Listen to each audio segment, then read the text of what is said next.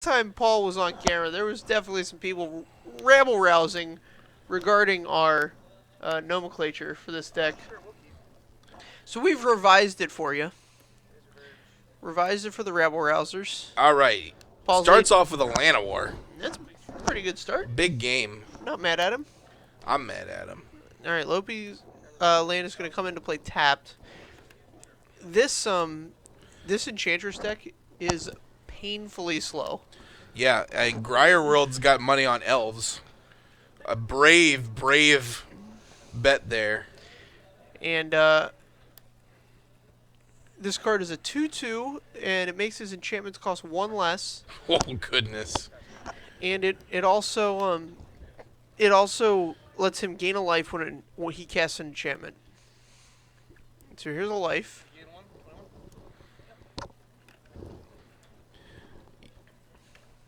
Robert Droid, it is a tale as old as time.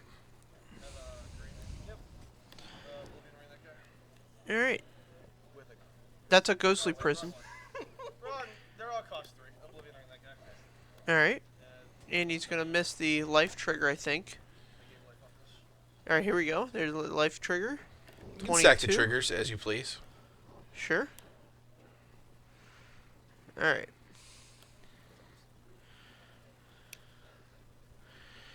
So what Lopey did here is, knowing that he has the Ghostly Prison in hand, is he's chosen to pinch him on mana. Sure. Which, you know, taking away 3 mana isn't really pinching somebody on mana when he's got, 7 this turn. But Ghostly Prison doesn't do much against a deck that can generate as much mana as Paul's deck can.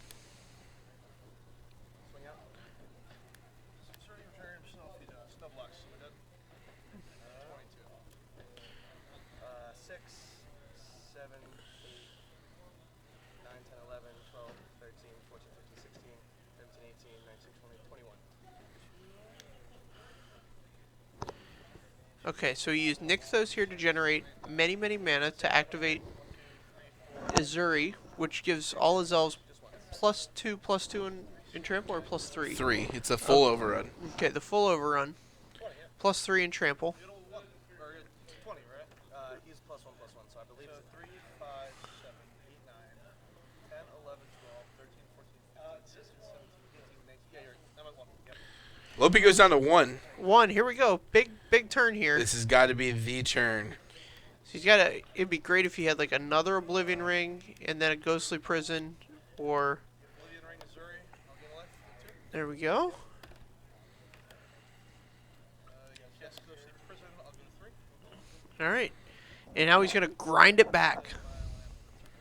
I think that a card in this deck is Touch of the Eternal.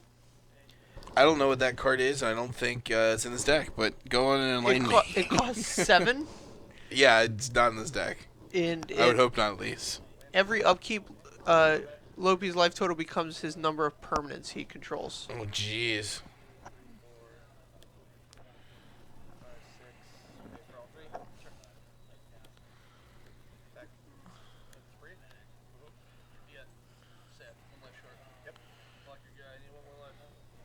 Yep, alright.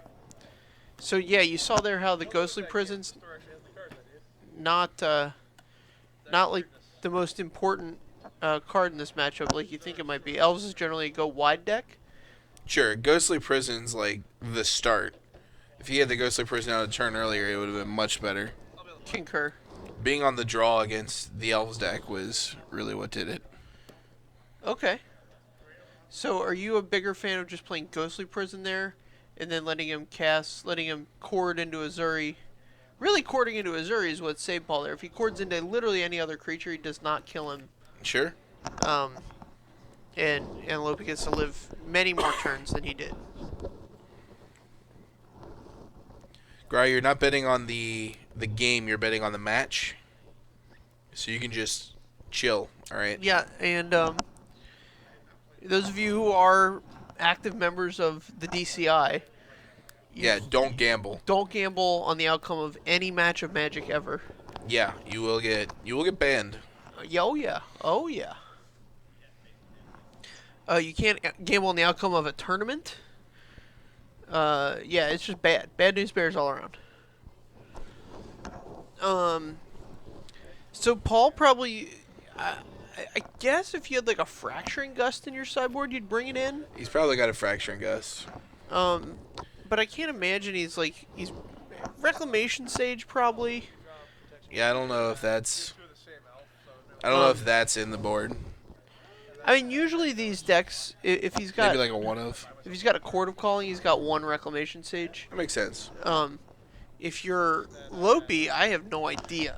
It could literally just be any magic cards you wanted.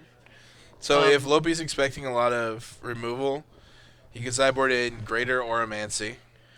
If he's just going to try to slow him down, I don't know if he has any like Wraths in the sideboard, but that could be an option. Yeah, Wrath of God is a legitimate card to play here. Yeah. I think it's hilarious that both Wrath of God and Day of Judgment are legal magic cards in Modern. Sure. Because Day of Judgment's actually useless. You just pay the same amount of mana and get an additional sentence on your card. Sure, but Cannot be regenerated. I wouldn't say the card is actually useless. I guess if you're playing the Regenerate deck. Right. I have a Regenerate themed deck. Everybody regenerates. Day of Judgment. I mean, Regenerate Azuri all my regenerates, so it's not great here. No, that's what I'm saying. I also played a singleton copy of Day of Judgment in my Gifts Ungiven deck. Oh, so you could get Wrath, Day, Supreme Verdict, and... Engineered Explosives. Okay.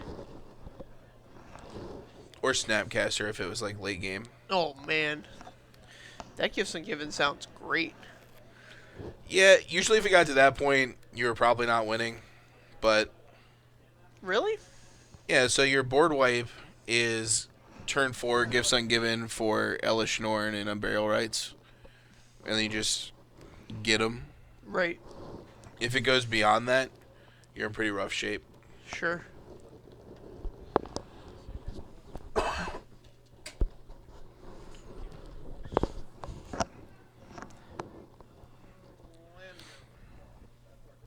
Double black was kind of rough in some of the builds. So there was Damnation when you had Deathrite Shaman, but after Deathrite Shaman got banned, it became more Bant focused. More and band black focused, was just a sure. splash. Alright. So these aggressive Oblivion Rings on these Elvish Archdruids. Yeah, the mana is definitely what's going to hinder Paul. Lopey has 6 to 8 Ghostly Prison type effects, Uh-huh. some of which are Sphere of Safeties. Right. Alright. Does not want these Archdruids to resolve, and I don't blame him.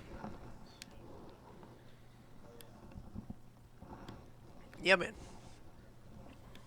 So Paul has actual forest now. This matters sometimes. Champion. So Paul's pinched on mana. This is where Ghostly Prison is going to be good. And if he can follow this up next turn with a Sphere of Safety, Oh yeah. it's going to be real awesome because he's got 4 enchantments then. Looking at Lopey's hand, he's got some solid ones. No Sphere of Safety though, and no land to cast it. So Well, no, Sphere of Safety only costs 4, right? 5. Really? It's 4 and a white. We do have a Sigil of the Empty Throne, as well as a Zer's Weirding in hand.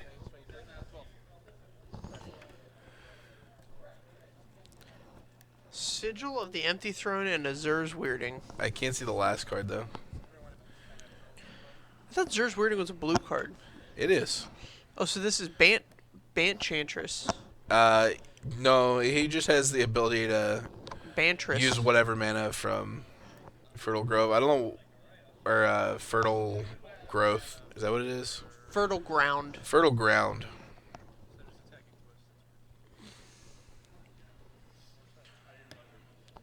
Alright. Sure. Eidolon of Blossoms. This is a great engine. You get to move through a lot of cards this way. 5, 6, 4, 3. Sure. Yeah, so this, we're going to see a Reclamation Sage getting Rex Sage, Ghostly Prison. the Ghostly Prison, the old Rex Sage. And that'll do it. Yeah, this is not the... The board clear, so I left up mana for Cord for Selfless. Really? There's not even a Wrath? All right, so that'll do it for round one. That A was very a- quick one. That was a quick one. Green-White Enchantress has fallen prey to the Green-White Elves. We put Lopey up here in round one because he was worried that he was going to lose in round one. And his fears were... Completely justified. Right. Normally when people come up and ask us if they can be on camera, we would say, maybe on your birthday.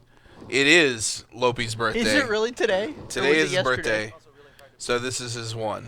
Right, is one time. If there's any decks you guys want to see, why don't you comment